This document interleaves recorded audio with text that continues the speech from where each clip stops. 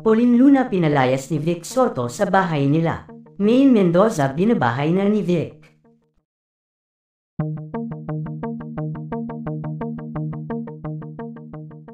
Tuluyan na nga daw na ibinahay ni Vic Soto ang aktres na si Maine Mendoza. Ito ay ayon sa aming nakalap na impormasyon.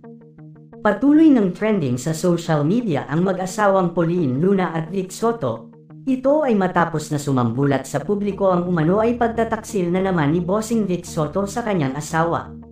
Naging laman ng usap-usapan ng mga ito nang lumabas nga ang balita patungkol sa pagbubuntis ni Maine Mendoza at ang itinutulong ama nga ay si Vic Soto.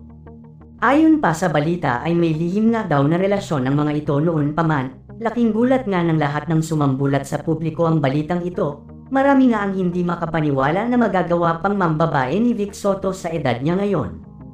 Samantala usap-usapan naman ngayon ang umano ay pagtataksil din ni Pauline Luna sa kanyang asawa, at may lumabas pang balita na hindi nga daw si Vic Soto ang ama ng panganay na anak ni Pauline Luna.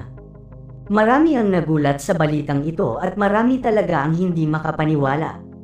Samantala dahil nga daw dito ay tuluyan na nga daw na tinanggalan ni Vic Soto si Pauline Luna ng karapatan sa kanilang pamamahay. Galit na galit nga daw si Vic sa balitang kumakalat ngayon na hindi pala siya ang tunay na ama ni Tali. Usap-usapan din ang pagpapatira nga daw ni Vic kay Maine Mendoza sa isang condo unit na pagmamay-ari nito. Tila nga daw ay ibinahay na ng tuluyan ni Bossing si Maine matapos na makipaghiwalay sa kani-kanilang mga asawa. Ngayon nga daw ay unti-unti nang nawawala ng endorsement si Maine Mendoza ngunit to the rescue nga daw si Bossing dito at handa nga daw nitong ibigay lahat ang pangangailangan ni Maine at ng kanilang anak.